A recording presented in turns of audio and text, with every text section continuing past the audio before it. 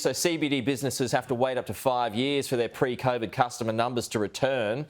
How much do you suspect this could hurt the overall economy?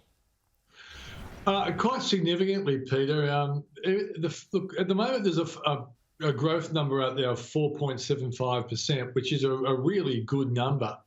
But if you add in how long it's going to take for CBDs to bounce back to normal, normal is what are the employment levels in 2019 and what are they now and what will they be? Well, they reckon that Melbourne and Sydney will take 4 years to get back to normal, Adelaide 5, and Perth and Brisbane, where, of course, the border closures were a lot harder, only 2 years. That's very interesting to see the implications of the various policies of the state governments.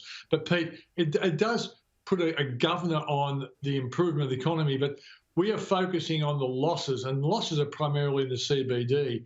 If you go to the suburbs, of course, suburban economies are doing really well.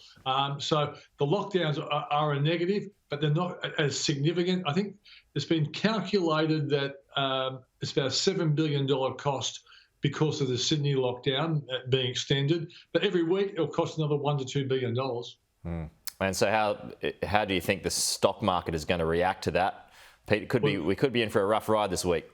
Well, you expect so, Peter, but if you look at the futures, they reckon that this market's going to open up 1% higher. That's about 72 points. Now, that's driven by the fact that Wall Street, Dow Jones, up 448 points. Reporting season starts in the US this week, and they're expecting spectacular results. And so that's going to be strong. So one will offset the other, but I still think we'll have a negative week because of the extended lockdown in Sydney. Okay, and is there any particular stocks that are going to be in for a harder time? I mean, travel stocks come to mind. Yeah, exactly. Yep. All the stocks that you think are going to do well when the economy reopens will have a tougher week this week. So from my way of thinking, it becomes a buying opportunity if you're prepared to wait. I've written a piece for the Switzer report this morning, basically saying stocks like CSL and Qantas, which are great companies, but they're going to struggle for a few months because of the lockdown, because of the problems with vaccinations. But eventually, when things are good and vaccinations are right across the country, they will rebound very strongly. And do you believe, I mean, we saw the takeover, the approach last week for Sydney Airport, and then the stock surged some 37%. Given what's going on at the moment, the uncertainty around travel, I mean, is that going to, do you expect that to be pegged back? Well, no, they won't peg it back.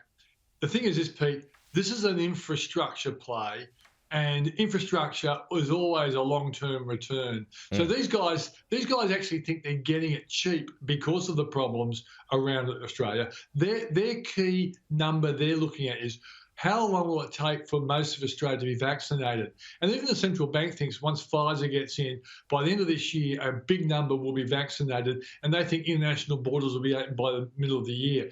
It all depends on Pfizer. It depends on the vaccinations take up. But yeah, these guys are playing a long game, and they haven't really offered the peak price. They could offer more, and I think that part of their price is the fact that they believe there could be a bit of a wait before the returns come in. But this is going to be a good investment for the super funds. Yeah, and as for the stock price, it'll hover probably where it is at the moment, or will that be pared back a little?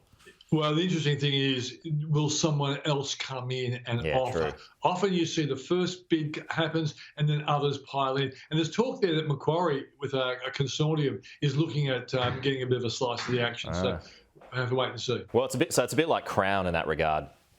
Exactly right. Yeah. Exactly right. But of course, Sydney Airport hasn't got a royal commission looking at the credibility of Crown to hold a license. That's a big problem. Maybe that's a bad comparison. All right, Peter Switzer, good to chat as always. We'll talk to you soon.